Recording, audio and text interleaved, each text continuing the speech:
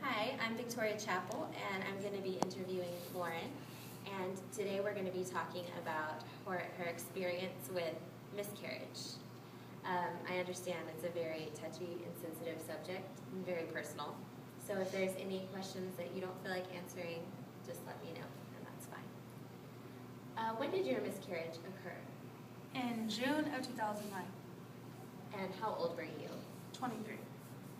What signs or symptoms came along with your miscarriage? It started as a positive pregnancy test, which every girl dreams of having children. And I was so excited to see a positive pregnancy test because the next step was going to the doctor.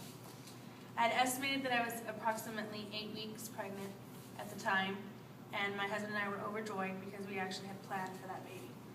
And so it began as light spotting, and I remember I had a garage sale that weekend, and I lifted a lot of heavy boxes.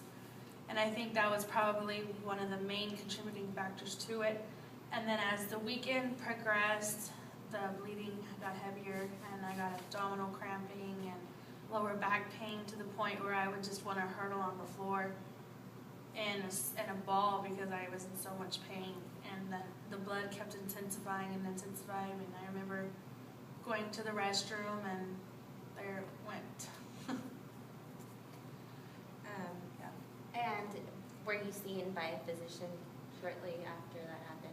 That night, I called my OB throughout the whole process, and they told me that I was still clear as long as the bleeding did not intensify, or as long as the bleeding was not a bright red blood. That everything should have been normal. And so I just figured it was normal in the very beginning to have light spotting, because they told me as the baby grows and as the uterus stretches, that can occur. But the blood kept getting heavier and heavier and heavier and heavier to the point where I almost felt like I was internally bleeding, like hemorrhaging. It was just a crazy amount of blood. So I was seen by a doctor.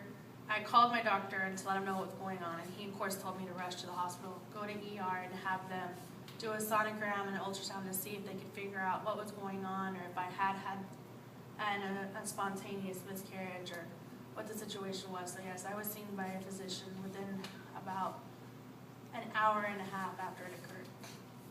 And did your physician diagnose any sort of problem that?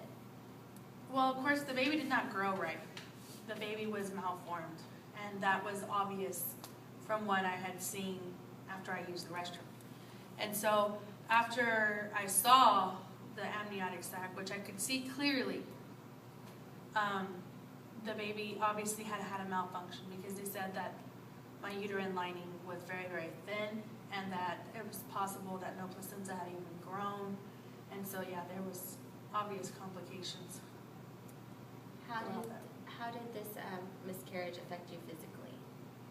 Well, it drained me, for one. I felt very weak, very, very, very weak, and almost motionless, like I couldn't even move. It's like I couldn't even feel my arms or legs, like my limbs just got all tingly, and I was in such shock that it happened to me, because it's the first time I ever experienced a miscarriage. So of course I was overwhelmed with tears and emotions, and I just felt like I couldn't even, like my world was just ending. And how did this affect you emotionally?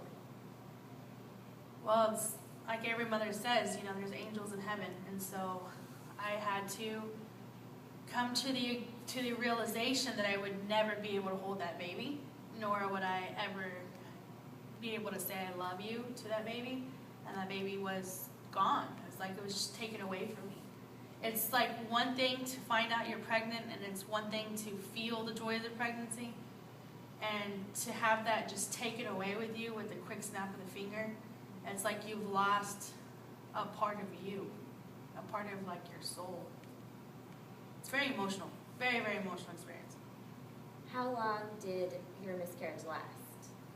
Well, it started on a Friday night. At approximately 8 o'clock is when the bleeding started, and they confirmed my miscarriage Saturday morning at 4 a.m. So my my miscarriage only lasted hours. I think it was about 8 to 9 hours that mine lasted. I mean, it was fast. And we do know now that you were successful in creating 2 healthy babies. Mm-hmm. So did you have any problems conceiving those children after your miscarriage? With my daughter, it was before my miscarriage. So I had my daughter, and then I had the miscarriage. And then shortly after I had the miscarriage, they ran a metabolic panel, and they ran all my labs trying to figure out why or what could have caused it. That's when I was diagnosed with Graves' disease, which is a thyroid disease that affects the immune system. And so they said that a large of the reasons why, or main reason why I had a miscarriage was because of the Graves' disease and the way Graves' disease affects the fetus in certain ways, and the way that it grows, and the way that it forms. That was probably one of the factors. But my son was successful. He was a high-risk pregnancy, and I was in the hospital at 4 weeks with hypertension. My blood pressure was out the roof, and so I had to be hospitalized at 4 weeks. And I remember specifically an angel telling me, it was my nurse, she told me, she said, just pray. Just pray that this baby sticks. Just pray, because this little baby inside of you is a miracle. God would not have put another one there if it was not meant to happen. And I was right next to the postpartum. I was right next to the nursery. So I saw all these beautiful newborn babies going down the hallway, and I just thought, could this be me? Could I actually have a successful pregnancy? Am I capable? Am I ready for it? And then at 6 weeks, the heart was there. It was beating very fast. It was very steady. At 16 weeks, they confirmed it was a boy. And I knew in my heart, I was like, that's my son. That is my miracle. He is a fighter, and he will fight through anything. And about 31 weeks, 32 weeks is when I started feeling the contractions, and I knew I was going to have preterm labor, because that was one of the obvious signs of Graves' disease. But furthermore, he delivered, and he was only in the NICU unit for a week and a half, and he was released and with no complications, and now he's ahead of his milestones, 33 pounds, and a very, very active toddler. How wonderful. Well, thank you, Lauren, so much for answering these questions. And thank you.